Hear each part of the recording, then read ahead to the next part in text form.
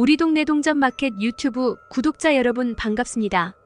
지난번에는 고려거란 전쟁 무관들의 반란 도용수 지체문의 개경 진입작전 인문학 처세술이란 주제의 영상을 보내드렸는데요. 이번에는 고려거란 전쟁 현종의 친조 전략 악당 박진의 최후 인문학 처세술이란 주제로 영상을 보내드리겠습니다. 동전을 수집하시면서 함께 시청하여 주세요. 폐하께서 거란에 잘가 계시기만 한다면 제가 재상들의 목숨은 보존해드리겠습니다. 현종은 거란에 친조가기 위해서 말을 타고 최질과 함께 이동하면서 최질의 무례한 말들을 견뎌야만 했었고, 양엽은 옆에서 최질의 조롱을 들으면서 어찌 저런 자가 상장군의 직책까지 오를 수 있었는지 귀를 의심할 수밖에 없었죠.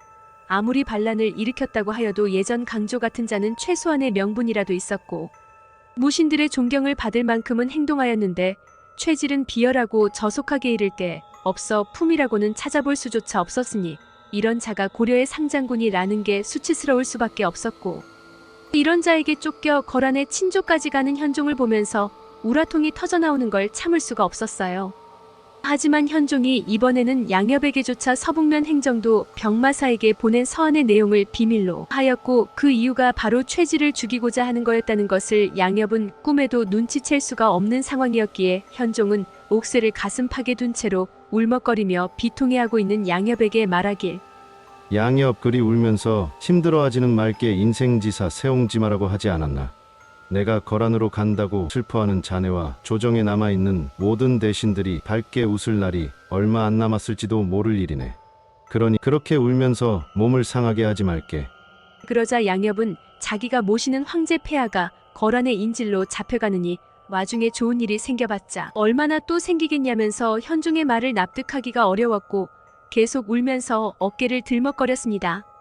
이런 양엽을 위로하면서 진군하던 현종은 말이 걷는 속도를 점차 느리게 하여서 무리의 이동 속도를 늦추고자 노력하였고, 자꾸 시간이 지체되자 마음이 다급해진 최질은 왜 이렇게 늦게 오는 거냐면서 짜증을 냈어요. 최질은 현종이 거란에 가는 것이 두려워서 말의 속도를 늦춘다고 생각했기에 또 한 번 현종을 조롱하면서 겁이 나더라도 무서워하지 말고 빨리 오라면서 전혀 신하답게 않은 막말을 했지만 최질이 뭐라고 하든지 말든지 현종은 전혀 동요하지 않는 모습이었죠. 그리고 이렇게 감정에 치우치지 않으면서 말이 걷는 속도를 늦추는 이유는 바로 서북면 행도 병마사가 최질 무리를 처단하기 위해 준비하는 시간을 늘려주기 위함이었습니다. 만약 이자겸이 서북면 성에 잘 도착했다면 지금쯤이면 병마사가 자신의 서신을 받았을 테고 역적의 무리들을 처단할 준비를 하고 있을 테니 자신이 할 수 있는 건 최대한 시간을 늘려주어 완벽한 준비가 되도록 돕는 것이었죠. 이쯤 현종의 서신을 받은 서북면행 영도 병마사는 황제가 보낸 서신의 내용을 보고 자신의 눈을 의심할 수밖에 없었습니다. 서북면 행도 병마사는 내 말을 잘 들으시오. 지금 내 직접 역도를 데리고 서경으로 가오. 내가 서경에 당도하는 즉시 역도를 단칼에 처단해 버리도록 하시오. 황제 폐하가 급하게 보낸 서신을 보고 믿을 수가 없던 병마사는 이자림에게 여러 번 이게 진짜냐고 물었고, 이자림은 한시를 다투는 위급한 상황이라면서 당장 성문을 걸어 잠그고 역도의 무리들을 처단할 준비를 해야 한다고 재촉했습니다. 병마사 또한이 거사를 완벽히 성사시키려면 보안을 유지하는 게 가장 중요하겠다 생각해 병사들을 시켜 성문을 잠그게 하고, 그 순간부터 그 누구도 성문 밖으로 나가거나 성문 안으로 들어오지 못하게 단속을 했죠. 이때 최질에 의해 갇혀있던 기무는 최질이 황제 폐하를 거란에 보내기 위해서 서경으로 가고 있다는 소식을 들었고, 어떻게 이런 일이 벌어질 수 있냐며 옥 안에서 통탄해하기 시작했어요. 그리고 옥을 지키는 병사들에게 말하길. 내 이놈들 당장 나를 여기서 풀어주거라. 너희가 그러고도 고려의 군사라 할 수 있냐? 고려의 군사라는 놈들이 할 짓이 없어서 너희가 모시는 군주를 거란에 팔아넘기는 것이냐? 거란이 어떤 놈들이냐? 지난 전쟁에서 우리의 형제 자매들과 가족들을 무참히 짓밟아 죽이고 모욕을 주던 그가 무도한 자들임을 알고 있지 않느냐?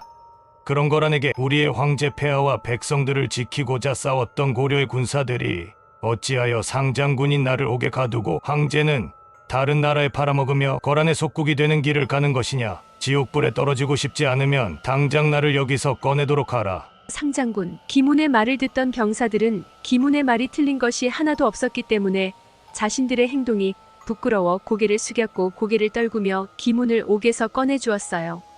그리고 기문은 말을 타고 현종을 구하고자 서북면으로 빠르게 쫓아갔습니다.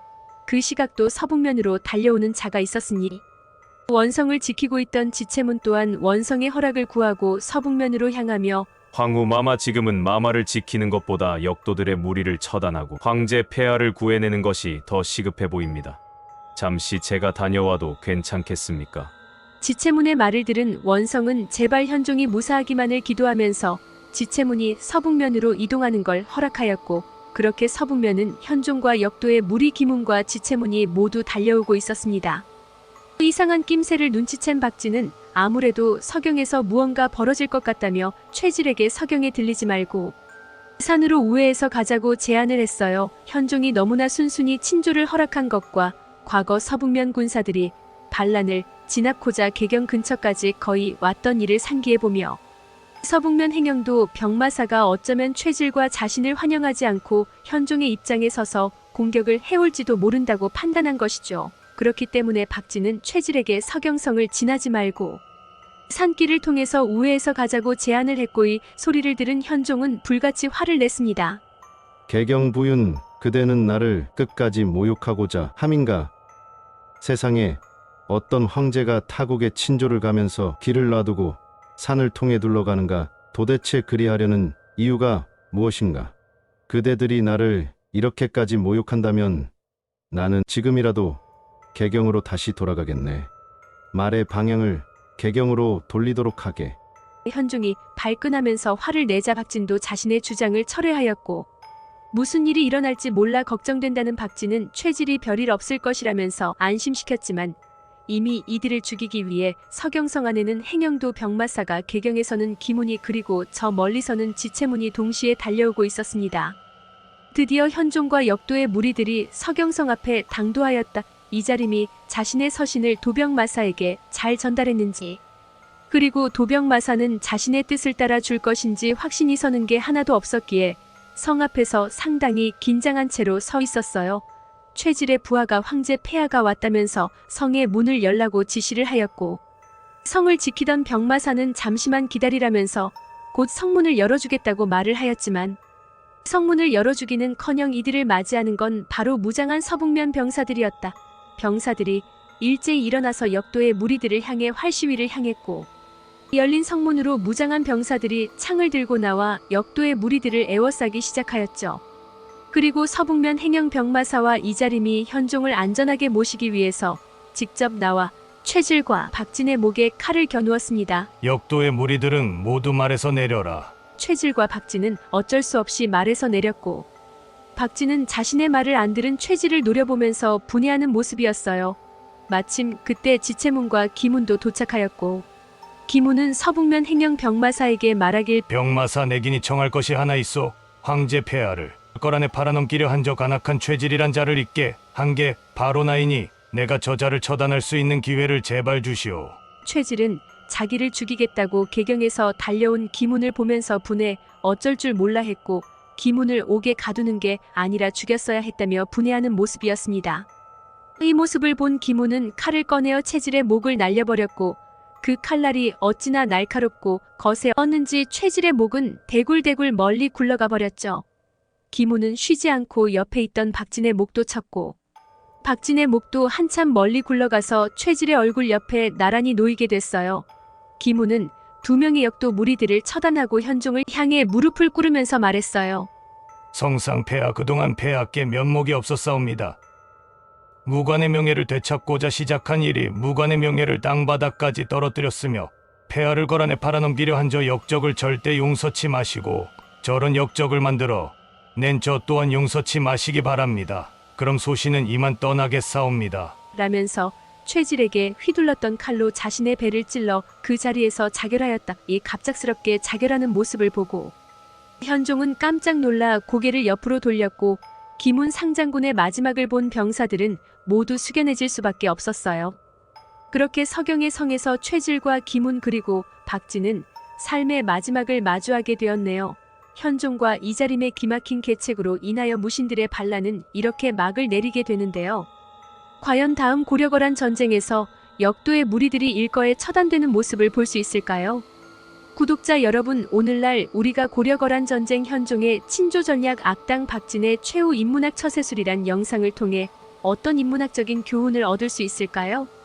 고려와 거란의 전쟁에서 현종의 친조 전략과 그에 따른 악당 박진의 최후를 다룬 이야기는 고려시대의 복잡한 정치적 상황과 그 안에서 벌어진 다양한 인물들의 갈등을 통해 권력의 역학관계와 인간성에 대해 탐구하는 데 큰 의미가 있습니다. 이러한 역사적 사건을 통해 반란의 성공과 실패 요인을 분석하고 반란의 결과가 백성들에게 미치는 영향에 대해 탐구해 보겠습니다. 반란이 성공하기 위해서는 명분과 국민 혹은 군대의 광범위한 지지가 필요합니다. 예를 들어 고려시대 최충원의 반란이나 대한민국의 군부 쿠데타와 같은 경우 변화를 추구하는 강력한 명분과 함께 군대나 국민의 일정 부분으로부터 지지를 얻었습니다. 반면 박진과 최질과 같이 명분 없는 반란은 국민이나 군대의 지지를 얻기 어렵고 결국 실패로 돌아갈 가능성이 높습니다. 성공한 반란 사례들은 대체로 철저한 준비와 전략적인 계획을 바탕으로 진행됩니다. 이성계와 정도전의 조선 건국 과정에서 볼 수 있듯이 사전에 군사적, 정치적 전략을 세우고 실행에 옮긴 결과 국가의 역사를 바꾸는 성공을 이루었습니다. 반면 준비성 없이 서둘러 진행된 졸속한 반란은 내부의 결속력 부족이나 예상치 못한 변수로 인해 실패하는 경우가 많습니다.